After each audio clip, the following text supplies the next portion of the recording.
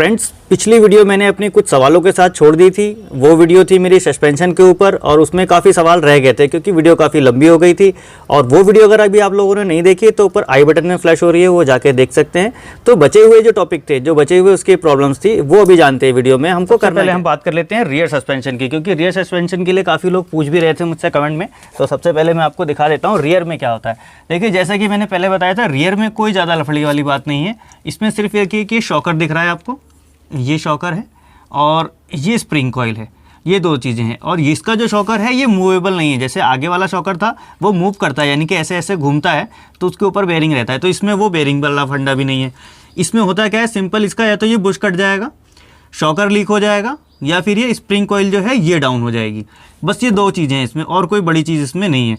और क्या होता है, देखिए जैसे ट्यूब लगा है, ये ट्यूब लगी हुई है और इसके बाद पीछे एक ये बुश रहता है, यहाँ पे ये जो पॉइंट है यहाँ पे एक बुश है, इसी तरह से यहाँ है तो दूसरी तरफ।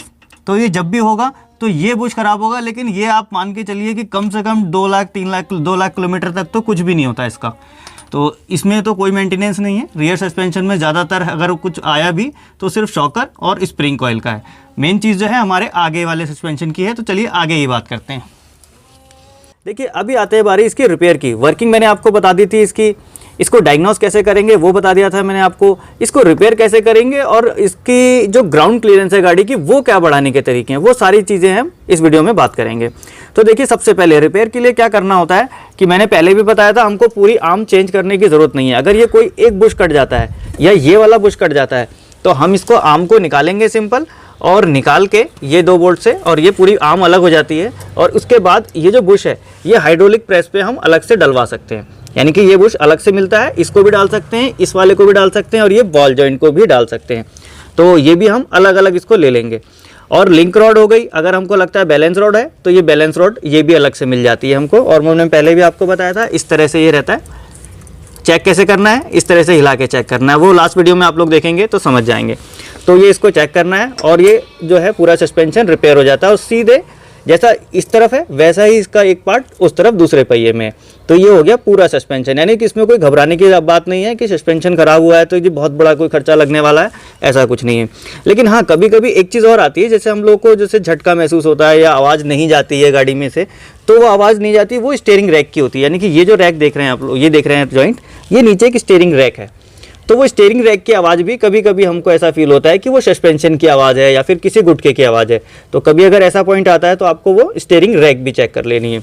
और क्या होता है, कभी हमारा शॉकर सही है, लेकिन सही होने के साथ साथ इसका जो ये माउंट है ऊपर, इसके ऊपर से जाएंगे तो एक बोल्ट लगा हुआ होता है, वो बोल्ट जाम हो जाएगा या फिर वो लूज़ हो जाएगा, तो उससे भी इसकी खड़खड़ाहट आती है, यानी ढीला हो जाता है। और एक पॉइंट क्या आता है, गाड़ी हम लोग एक तरफ टर्न करते हैं और वो वापस नहीं आती। जैसे स्टीयरिंग हमने एक तरफ टर्न किया और चलती गाड़ी में उसको छोड़ेंगे तो अपने आप वो ऑटोमेटिक स्टेट हो जाता है। तो जब वो स्टेट नहीं होता है, उस स्थिति में क्या क्या चीज़ें ख़राब होती हैं। देखिए, जब स्टीयरिंग स्टेट नहीं हो रहा है, पहली चीज़ तो ये हो सकती है कि आपका जो इसके ऊपर एक बेरिंग लगा हुआ है माउंटिंग के साथ, जो बॉडी के साथ कनेक्ट कर रहा है उसको, वो बेरिंग या तो जाम हो गया है, ख़राब हो गया है, तब वो बराबर से वापस नहीं आने देगा। सेकेंड क्या होता है कि इसका कैम्बर पोजीशन, ये जो कैम्बर है यानी कि अलाइनमेंट, अगर इस गाड़ी का अलाइनमेंट आउट होगा तब भी आपका ये जो है स्टीयरिंग वापस नहीं आएगा, क्योंकि इसमें स्टीयरिंग को वापस लाने के लिए कोई ऐसा अलग से मैकेनिज्म नहीं लगाया गया और ना ही कोई ऐसा पावर शाफ्ट लगाई गई है जो कि इसको वापस आने दे। इसके वापस आने का एक सिंपल फंडा क्या होता है, इसके एक स्पेसिफिक एंगल होता है, उस एंगल से ये ऑटोमेटिक वापस आता है। तो वो एंगल जो सेट करते हैं हम लोग यहाँ से करते हैं। गाड़ी का अलाइनमेंट आउट होगा तभी भी आपका यानी कि एक तरह ये जो स्टीयरिंग है वापस नहीं आएगा। और जब आप लोग गाड़ी अलाइनमेंट कराने के लिए जाते हैं तो अलाइनमेंट 0-0 नहीं आएगा। अगर सस्पेंशन में कोई प्रॉब्लम है तो 0-0 बिल्कुल भी नहीं आएगा। आप उसको बोलेंगे 0 करके दीजिए, लेकिन वो 0 कर नहीं पाएगा, क्योंकि कहीं ना कहीं कोई जॉइंट कटा हुआ होगा या बुश कटा हुआ होगा, यानी कि वो लूजनेस होगी। तो ये हो गई इसकी रिपेयर करने की बात। ये सारी चीज़ें आ जाती हैं। शॉकर अलग से मिलता है, स्प्रिंग कॉइल भी अलग से मिलती है, ये सारी चीज़ें हम लोग अलग से ले सकते हैं, इसमें कोई प्रॉब्लम नहीं है। अब बात करते हैं हम लोग गाड़ी की हाइट इंक्रीज़ करने के लिए, क्योंकि हाइट इंक्रीज़ करना एक बड़ा मसला रहता है। हम लोग गाड़ी चलाते हैं, ब्रेकर्स वगैरह वो बहुत ज़्यादा ऊँचे होते हैं, या फिर कुछ पत्थर ऐसे आ जाते हैं जो कि हमारी गाड़ी के नीचे टकराने का डर रहता है। तो उसको अवॉइड करने के लिए हमको चाहिए ये होता है कि हमारी गाड़ी का जी ग्राउंड क्लियरेंस थोड़ा ज़्यादा होना चाहिए। लेकिन समय के साथ साथ हमारी गाड़ी का क्लियरेंस जो होता है वो कम होता जाता है। वो क्यों कम होता है? क्योंकि ये स्प्रिंग कॉइल जो है, ये स्प्रिंग कॉइल नीचे डाउन होती जाती है। तो देखिए पहला ऑप्शन तो ये है कि अगर आपको ये ग्राउंड क्लियरेंस ठीक ठाक बढ़ाना है तो फिर आप इससे एक थोड़ा स्प्रिंग कॉइल जो है इससे एक हाई लेवल का यानी बड़े लेवल का आप इसके अंदर एडजस्ट करके डाल दें तो इसका क्लियरेंस बढ़ जाएगा।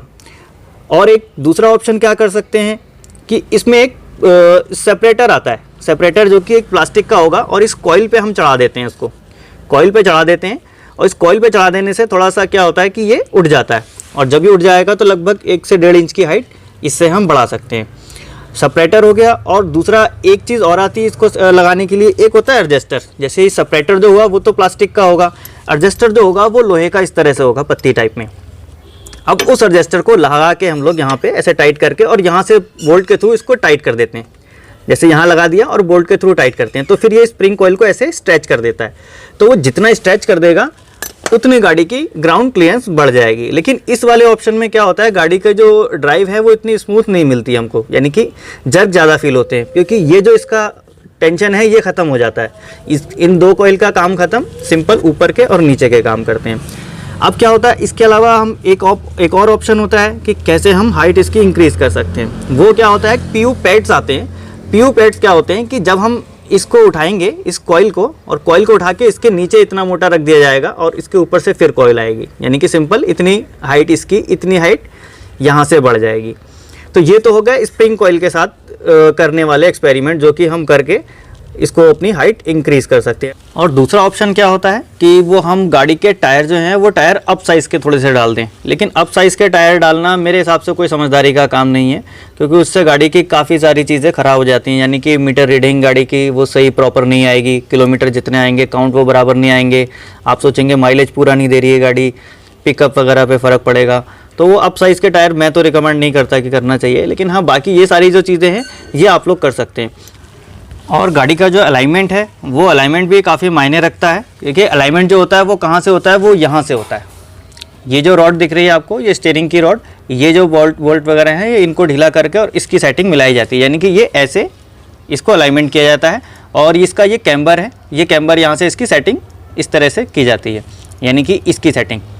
तो ये सेटिंग और ये सेटिंग, ये होता है अलाइनमेंट से। अलाइनमेंट जब आप कराने जाएंगे 0-0 नहीं आएगा, इसका मतलब सस्पेंशन में कुछ प्रॉब्लम है। और प्रॉब्लम है तो डायग्नोस कैसे करना है मैंने वो आपको बता दिया, रिपेयर कैसे करना है वो भी बता दिया। अगर फिर भी कोई लगता है आपको कोई पॉइंट रह गया है तो नीचे कमेंट बॉक्स में पूछ सकते हैं। वीडियो अच्छा लगे तो लाइक कीजिए ज़रूर और मिलते हैं नेक्स्ट वीडियो में। Thanks for watching.